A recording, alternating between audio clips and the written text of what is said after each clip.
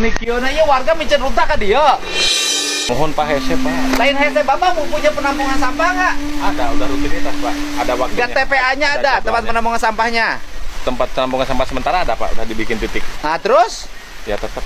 Enggak, Bapak tegas sama masyarakatnya, kasih hukuman. Nggak bisa gini terus. Warga yang buang sampah, nih, kalau dia dapat bantuan PKH, kalau dia dapat bantuan beras, kalau dia dapat bantuan BPMT, bantuan pangan non tunai, rekomendasikan cabut. Kalau masih buang sampah seperti ini, pemimpin itu kalau hanya ngomong warganya nggak bisa diurus. Dulu di Singapura itu warganya jorok. Begitu Perdana Menterinya berani merubah, sekarang Singapura menjadi negara yang bersih. Siap. Di tempat saya juga sama. Dulu zaman saya bupati, warganya berani jorok nggak? Enggak. Pemimpinnya tegas. Siap. Gitu. Ini masalahnya. Ini Pak, sepanjang Berapa kilo? 50 meter Pak. Dampak dari sini, airnya jadi terbuang. Terbuang ke sini Pak, ke bawah Langsung ke sawah. warga rusak. Sawah warga hancur. Hancur Pak. Banjir. Banjir. Bapak tahu nggak dari sisi aturan? Harusnya juga orang nggak boleh bikin rumah di sini. Iya, Pak.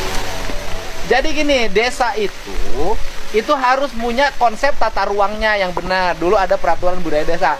Mana daerah yang boleh dibangun rumah, mana yang daerah yang tidak boleh dibangun. Ini tidak layak untuk dibangun rumah. Karena rawan longsor. Gitu loh, Pak. Makanya diperlukan izin bangunan. Jadi Bapak ini di desa bikin rencana tata ruang desa, Pak. Mana daerah sawah. Ya. Karena penting daerah sawah penting. Berapa sawah menghasilkan gabah? Berapa jumlah penduduk? Nah, di situ sudah bisa dihitung.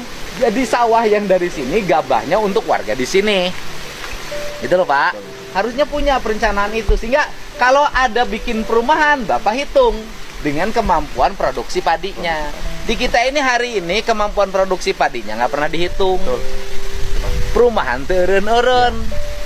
Di sawahnya, di RT-nya sudah nggak ada leit. Di dapur nggak ada goa. Ya kan? Di desa nggak ada lumbung. Catatan tentang gabahnya tidak ada yang mencatat. Giliran mau rapat, hanya ngandelin data BPS dan data luasan jumlah sawah di Indonesia. Dikali 5 ton, itu aja dasarnya. Tidak punya pencatatan. Nah ini kalah sama kampung adat. Punya goa, punya lumbung, punya leit. Punya warga. Dia sudah bisa menghitung warga dia ke depan makannya butuh berapa liter. Kita ini udah nggak beres. Iya tanah saha iya. Di tanah warga Pak. Panunu. Oh iya longsor kan? Tuh iya Panunu itu. Jangan imah